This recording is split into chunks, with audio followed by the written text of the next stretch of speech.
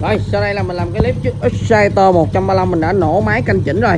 Bây giờ là cái vấn đề ở đây là mình sẽ quay clip cho chủ xe coi về cái chiếc Exciter 135 này, 62 zin full tua.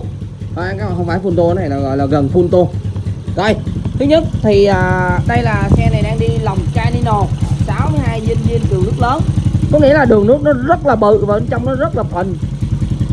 Đây là cái phần mà cái chuẩn bị lên bơm nước điện khi mình ok nè. Cái lốc mà khi mình nổ ok hết là mình gắn vô là bắt đầu mình cho lên xe nè, vì nó không có bị trục chặt một vấn đề gì nữa.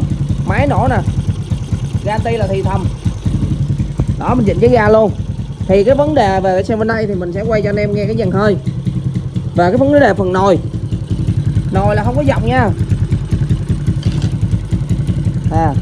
đực cái lỗ nè đó.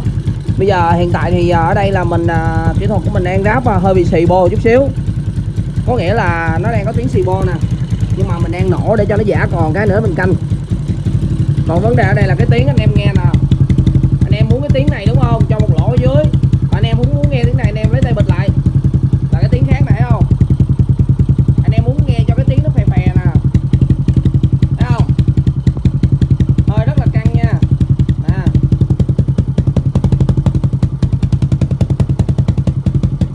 Thấy không? Bây giờ anh em muốn nghe cái tiếng đó thì anh em cho một cái lỗ dưới đây.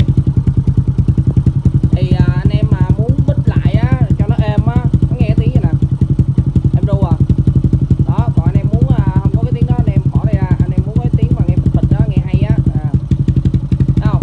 Âm thanh nó nổ lớn. Còn em muốn âm thanh nghe nhỏ thì cái chiêu này rất là đơn giản, là anh em cho nó một cái lỗ đây thôi đó, thấy không? Thấy không? Thì cái phần máy thì mình đã ok hết rồi. Cái này thì mình sẽ mở ra mình cho cái ron bô.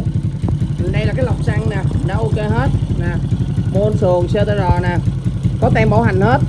Đây là cục CTR chỉnh map 6 đều bảo hành hết. Những cái bình xăng Daytona nè, anh em nhìn thấy đẹp không? Rồi thì cái phần máy là ok hết, là sơn dàn chân là như vậy nè đó, cổ bô nè, sơn gấp nè, cái chân nè, mâm nè, rất là nhiều. Thì cái vấn đề về cái chiếc xe thì mình đã nổ máy rồi. Bây giờ là chỉ có thể là để dành cái clip này cho chủ xe nghe thôi. Ơi Tính, lát nữa thay cái rong bô cho anh nha. Cái này chưa thay rong bô rồi, thay rong bô vô nghe cho nó ấm chút.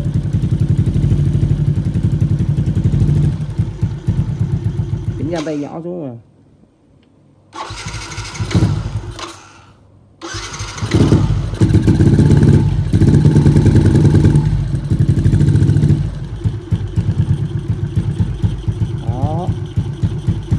Thì những cái chiếc xe làm là mình phải trong thời gian canh chỉnh mình phải cho nó rô đai giả cò đồ hết nè. Mình mới thử cái bơm nhớt nè đó, mình mới thử cái bơm nhớt xong rồi thấy không, bơm rất là mạnh.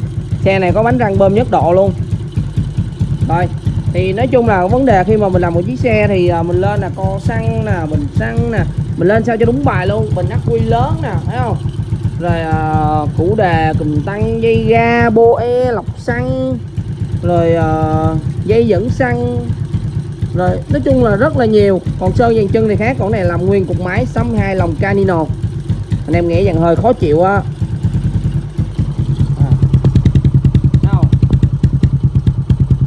dàn hơi khó chịu đấy, nó gỗ rất là chắc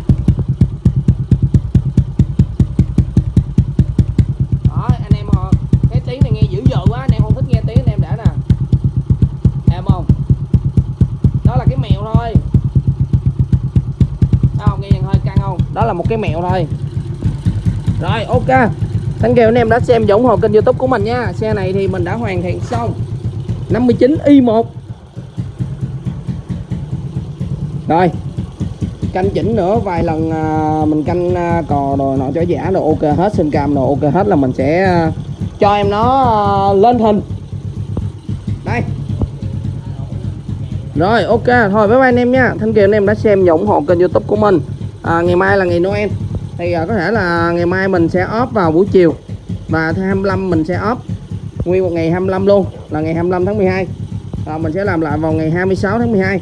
Thì anh em nào coi clip thì nắm thông tin là giùm mình nha. Ok, thank you anh em đã xem và ủng hộ kênh YouTube nha. Bye bye cả nhà. Số điện thoại của mình là 0902 590 411. Địa chỉ là 122/12D Tạ Nguyên, phường 4, quận 11 nha em. Ok, bye bye cả nhà. Anh em nghe dàn hơi chắc rồi. Rồi ok, bye bye anh em nha.